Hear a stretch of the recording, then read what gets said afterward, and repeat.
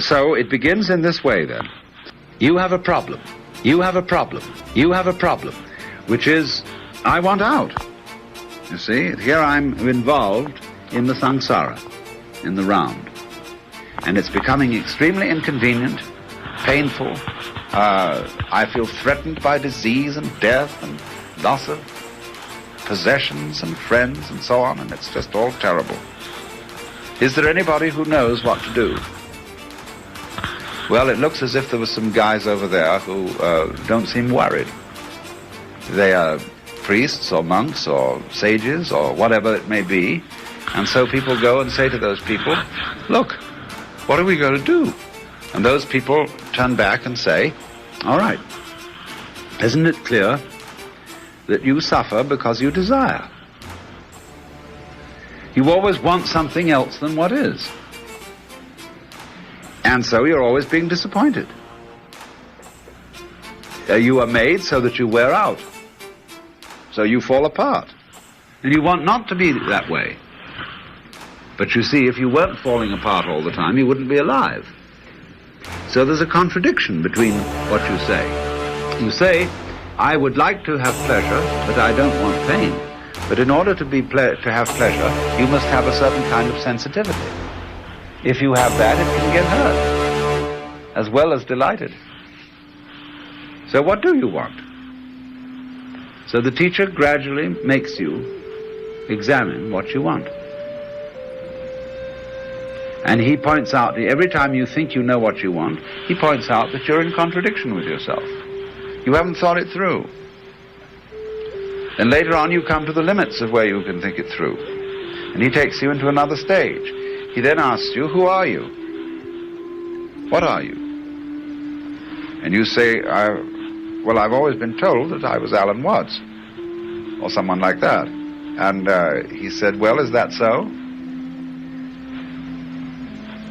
And so I have to go back and I have to look and find out, who am I? Well, I find I'm a sort of onion.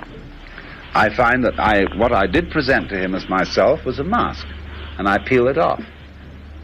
And he says to me, ha ha, now let's look at your new mask. What's underneath that?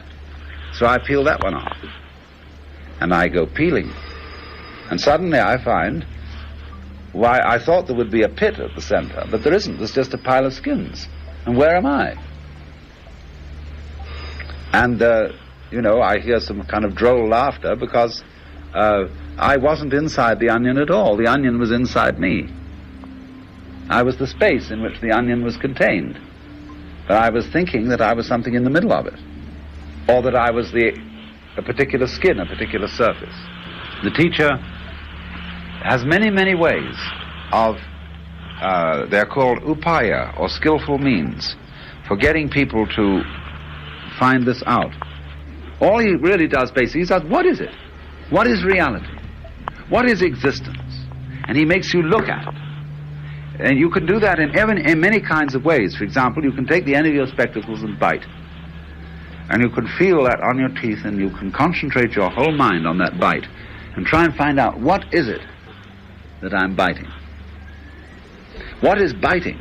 What is the effort I feel inside my muscles? Where does that effort come from? What is the source of the physical activity? Concentrate on that. What is that thing that's there? That's the whole of yoga, really.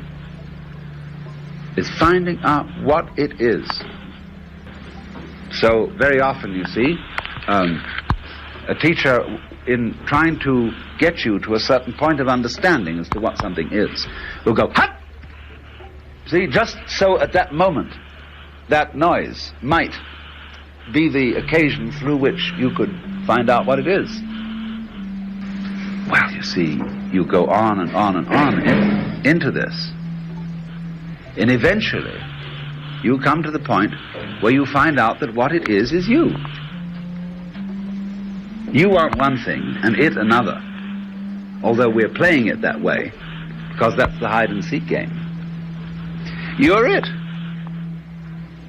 Isn't it funny how in the game of hide-and-seek we designate somebody to be it?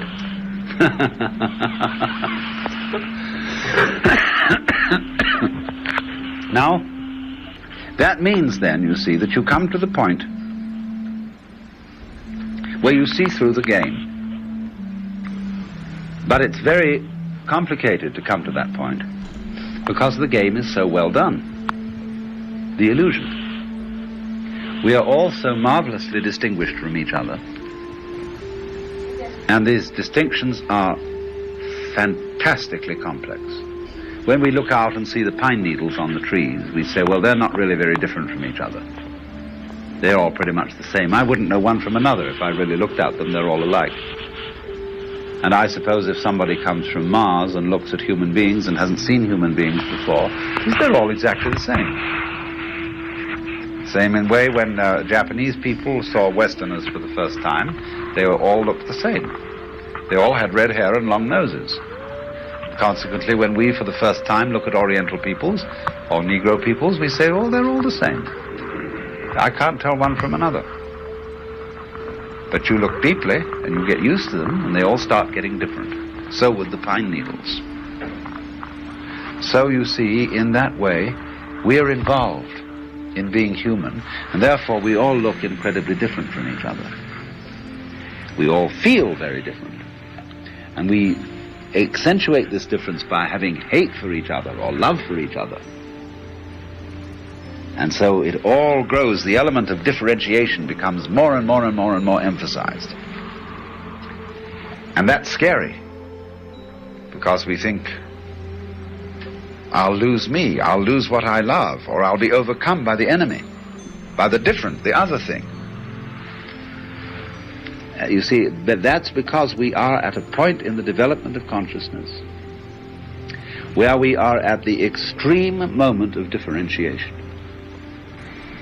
When you think, when I die, there will only exist what is other than me. Isn't that spooky? In other words, the here will disappear and the there will remain. Or if I go completely insane, I will be possessed by something completely alien. If you've ever been close to going insane, to feel the real horrors of this thing coming over you, where you have no control of it, and it's going to take you absolutely out of your mind. You're going to go into a state of mind where everything is unfamiliar in a threatening way. And you know how that can be? Imagine, for example, a perfectly weird smell. It doesn't remind you of anything. It isn't a good smell, it isn't a bad smell. It's utterly unclassifiable. And it spooks you. It's so strange. Well, imagine if everything became like that. Suddenly everything in front of your eyes became unspeakably strange and odd. And you feel, ooh, stay away from me, see? Well, that's very like some of the ways one goes into insanity. And but you see, it's what is taking over is the principle of strangeness, as distinct from the principle of the familiar, the other. So what if everything became strange, or other, or nothing? I was nobody home, you see. So these threats lie in the game of playing that the two sides of the world, the black and the white, the I and the thou, the subject and the object, don't go together. Now, we must therefore realize in studying Buddhism, it has this dialectical nature, and that the dialogue which the Buddha started by suggesting that you try to eliminate suffering by eliminating desire. He knew perfectly well you can't eliminate desire, because if you try, that's already a desire, to eliminate desire. But he wanted the people to try the experiment and see what would happen. They did, and this kind of experimentation went on over hundreds of years, and as it went on, people began to record the various stages through which their experiments went. And as a consequence of this, Buddhism underwent changes. It developed an aspect of itself which was quite different from the first aspect. And we broadly speak of the two schools of Buddhism as being Theravada, which is closest to the original texts, and Mahayana, which is a development. Mahayana simply represents a deeper level of the dialogue. The Theravadins do what people so often tend to do, which is to stay with the authority of the original teacher. In other words, you might say that there are certain people who call themselves Bible Christians. They don't want any truck with the church. Let's stick with the simple teachings of Jesus as they originally were formulated and not have anything added to that. Other people would say, well, that's ridiculous, because if the simple teachings of Jesus are fruitful, they'll make everybody else think of new things, and they'll stimulate changes of consciousness, changes of ideas, and we'll add that all on, and it'll be like an acorn. When it's put into the ground, it no longer looks like an acorn, it turns into a huge tree. So that idea has been fundamental to Buddhism, that it grows as a tree grows. And so that the materials, the teachings of Mahayana Buddhism are contained in scriptures, and it's said that the Buddha gave these scriptures, but not in this world. These are the lectures he gave to the gods, to all kinds of Buddhas and Bodhisattvas in somewhere in some other kind of space. Now, what happened historically is, I suppose, this, that the Mahayana scriptures were written by Buddhist monks who had nothing much to do on long wet afternoons, and they wrote and wrote. Do you know that the Mahayana Buddhist scriptures, when put together, are a set of books larger than the Encyclopedia Britannica? It's simply prodigious. But they are all attributed to the Buddha or to the great Bodhisattvas, some of whom are, as it were, cosmological figures who don't incarnate on this level at all. So what happened? Those monks who wrote these things down genuinely felt that they were expressing a wisdom which was not their own. They wouldn't have dreamed of signing their own names to this stuff. They say, this I have understood from my deepest inner self. And that's not stinky little Nagarjuna or somebody. It's the great cosmic Buddha in me who has revealed this. So it's the teaching of the Buddha, and they did this in good faith.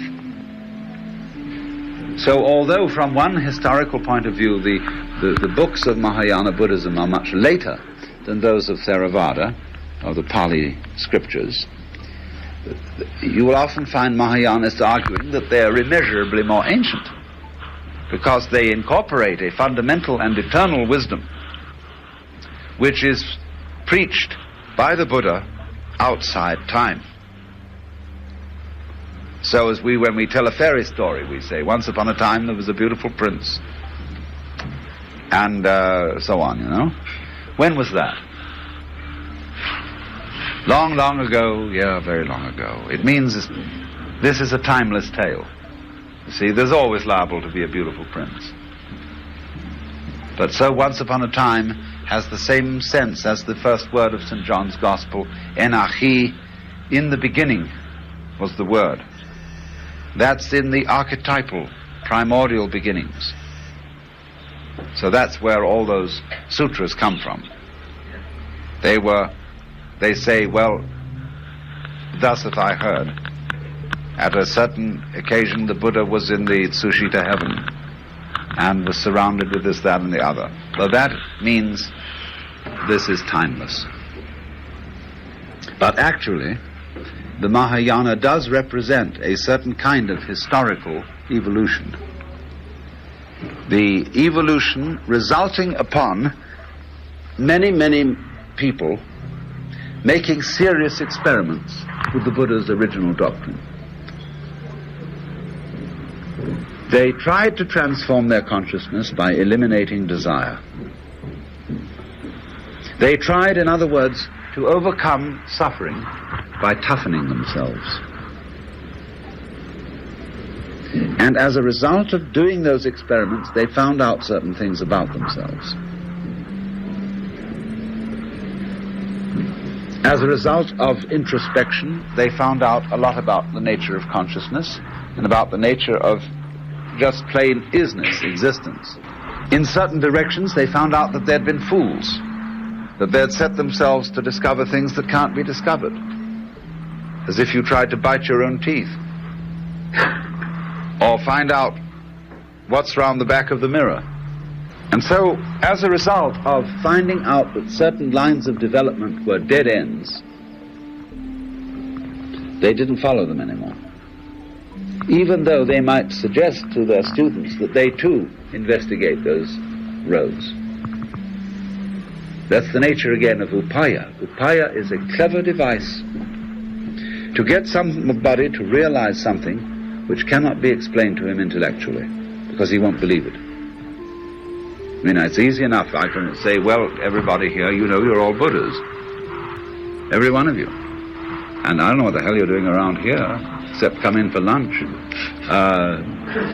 As a result of introspection, they found out a lot about the nature of consciousness and about the nature of just plain isness, existence. In certain directions, they found out that they'd been fools, that they'd set themselves to discover things that can't be discovered, as if you tried to bite your own teeth, or find out what's round the back of the mirror.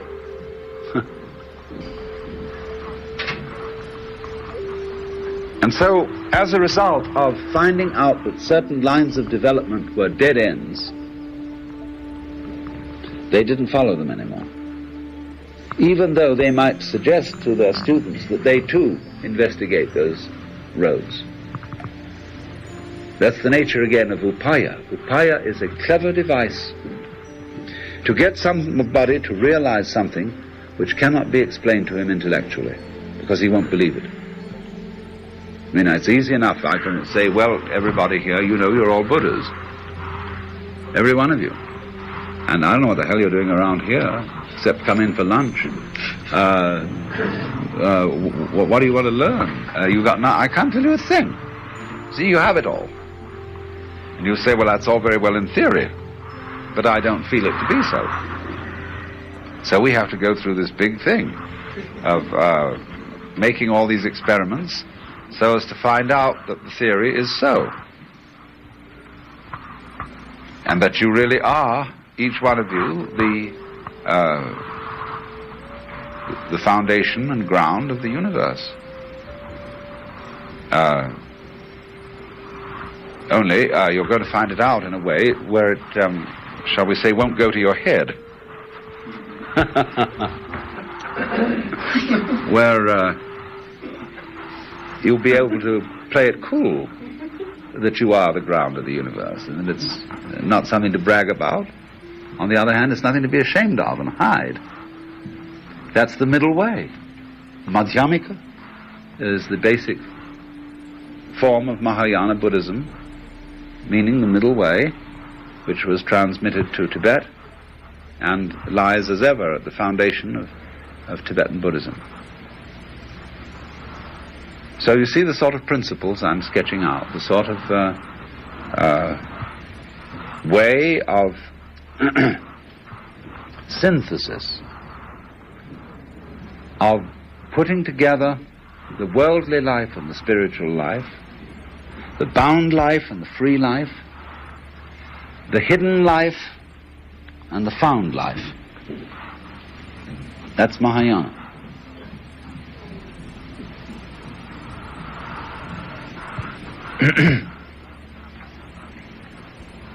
And because, you see, it ends up in what Frederick Spiegelberg has called the religion of no religion. This is the end of all this, you see, is to get rid of religion. Like when you go to a doctor and he gives you medicine and it cures you, you throw away the bottle. You don't keep on the stuff.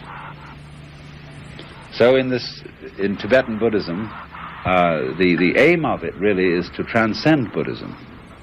So there are what are called the 6 precepts of Tilopa. Mano masam machajing, magam masam rangbabzad, which means mano, don't think, masam, have no mind, machajing, don't meditate, magam masam, don't contemplate, don't discipline yourself, keep your mind in its natural state. That's in Sanskrit called sahaja, naturalness. But nobody in the world can practice this. There's nothing you can do. Like saying to someone, now please be natural. Could you be natural by any imaginable effort or non-effort? You couldn't possibly do it.